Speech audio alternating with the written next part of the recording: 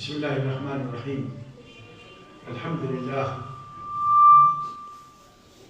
لله رب العالمين، والصلاة والسلام الأتمان الأكملان على حبيبنا وهادينا ومرشدنا وشفيعنا المبعوث رحمة للعالمين وعلى آله وصحبه أجمعين. سبحانك لا علم لنا إلا ما علمتنا إنك أنت العليم الحكيم. میرے بھائیوں، بزرگوں اور دوستوں، مسجد کے ساتھ ہمارے نبی کریم صلی اللہ علیہ وسلم کا بلکہ ہر مسلم کا خاص تعلق ہے.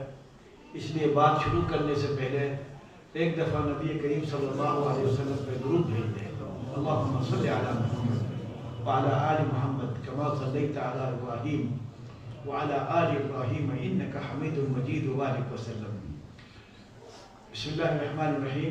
يقول الباري جل في علاه: أعوذ بالله من الشيطان الرجيم وأن المساجد لله فلا تدعوا مع الله أحدا. ويقول جل في علاه: ومن أظلم ممن منع مساجد الله أن يذكر فيها اسمه وسعى في خرابها. ويقول الحبيب صلى الله عليه وسلم: من بنى لله مسجدا بنى الله له بيتا في الجنة. میرے بھائیوں بزرگوں، پہلے تو میں بہت مبارکباد دیتا ہوں اللہ رب العزت بھائی اکرم صاحب کو. اللہ رب العزت بہت جزائے خیر عطا فرمائے، جنہوں نے اللہ کی توفیق سے، یہ اللہ کی توفیق ہوتی ہے، ہر ایک کے بس میں نہیں ہوتا. پیسہ ہر ایک کے پاس ہے، لیکن جس کو رب العزت توفیق عطا فرمائے وہ اپنے لیے جنت میں گھر بناتا ہے. اور خاص طور سے مسجد بنانا، دیکھیں، ایک تو اللہ رب العزت نے مسجد کو اپنی طرف منسوب کیا ہے.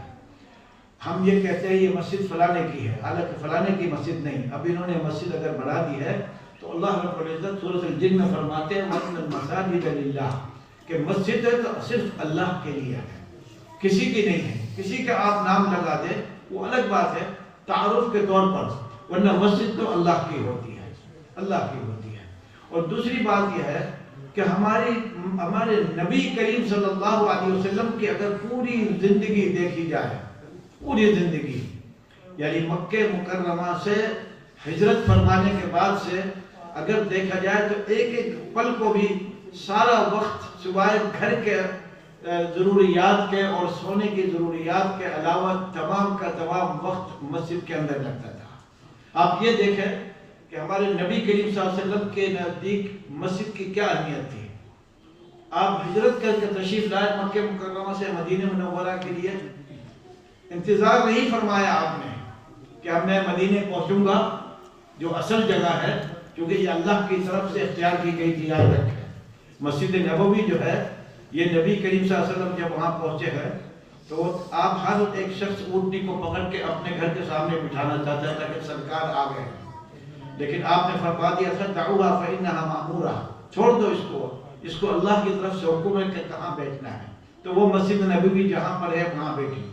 لیکن اس سے پہلے آپ نے یہ انتظار نہیں فرمایا کہ میں مدینے پہنچوں تو جا کر مسجد بناؤں، بلکہ راستے میں جب قباء کے علاقے میں آپ تشریف لائے اور وہاں رکے چند دن، اس کے بعد آپ تشریف لے گئے مدینہ طیبہ اور راستے میں جمعے کا وقت آیا. اس جمعے کی جگہ پر بھی آپ صلی اللہ علیہ وسلم نے جمعے کی نماز پڑھا دی جو آج مسجد بنی ہوئی ہے. اور اللہ رب العزت کا میرے پہ بڑا فضل احسان ہے کہ ان مساجد میں نے بھی تراویح پڑھائی ہے الحمدللہ. مسجد مدینہ طیبہ پہنچے ہیں، اپنا گھر نہ بنایا، نہ پہلے اپنا گھر بنایا، نہ یہ سوچا کہ میں اپنے بچوں کا کچھ انتظام کروں، کچھ کھانے پینے کا انتظام، کچھ کاروبار کا ہونا چاہیے. سب سے پہلے جو چیز بنائی ہے سرکار دو عالم صلی اللہ علیہ وسلم نے مسجد بنائی، تاکہ اس کی اہمیت، اس کی قیمت ہر مسلمان کو پتہ لگے کہ بھئی ہماری زندگی جو ہے مسجد سے مربوط ہے، مسجد سے مربوط ہے. اب مسجد بنانے کے بعد یہ آپ صلی اللہ علیہ، ہمارے تصور میں ہوتا ہے مسجد نماز کے لیے ہے، اور بہت زیادہ اگر ہم سوچیں گے تو ہم سمجھتے ہیں کہ ہمارے بچے کچھ قرآن پڑھنے کے لیے مسجد چلے جائیں. ان دو کاموں کے لیے ہمارے ذہنوں میں مسجد رہ گئی ہے. باقی کچھ نہیں. لیکن اب صرف میں یہ بتانا چاہتا ہوں کہ مسجد نبی کریم صلی اللہ علیہ وسلم کے لیے اور صحابہ کرام کے لیے اور مسلمانوں کے لیے کیا چیز تھی. آپ صلی اللہ علیہ وسلم کا اکثر وقت مسجد نبوی میں گزرتا تھا.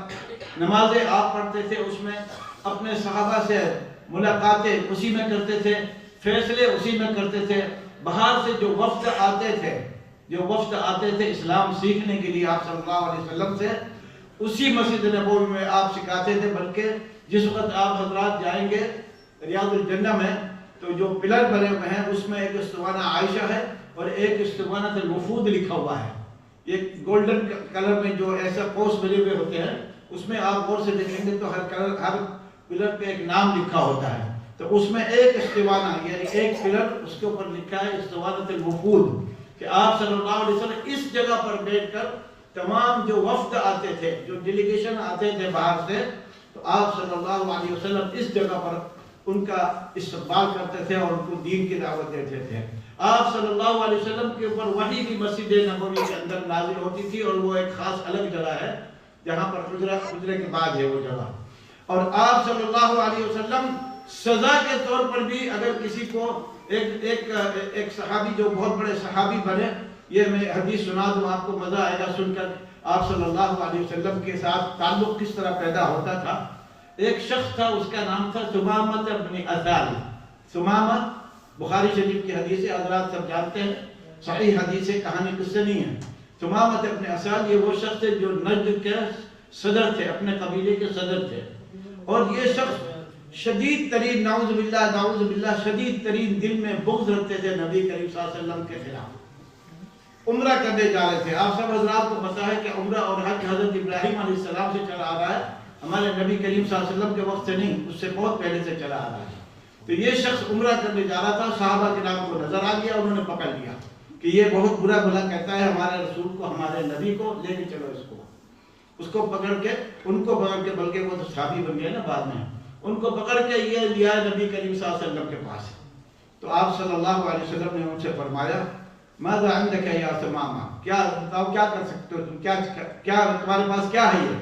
تو کہتے ہیں کہ اگر آپ نے مجھے قتل کر دیا, ان قتلتنی فهناك من يأخذ دمی, اگر آپ نے مجھے قتل کر دیا تو میرا بدلہ لینے والے رہیں گے.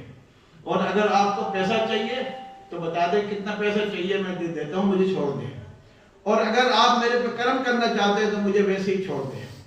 تو آپ صلی اللہ علیہ وسلم نے فرمایا اتؤمن انی رسول اللہ, تم ایمان لاتے ہو کہ میں رسول اللہ؟ کہنے لگے بالکل نہیں. آپ صلی اللہ علیہ وسلم نے فرمایا اس کو مسجد کے اندر, دیکھیں مسجد کے اندر کس کو باندھا جا رہا ہے؟ مشرک کو. مجھے اس بات پر ایک چیز یاد آ رہی ہے, بڑا افسوس ہوتا ہے.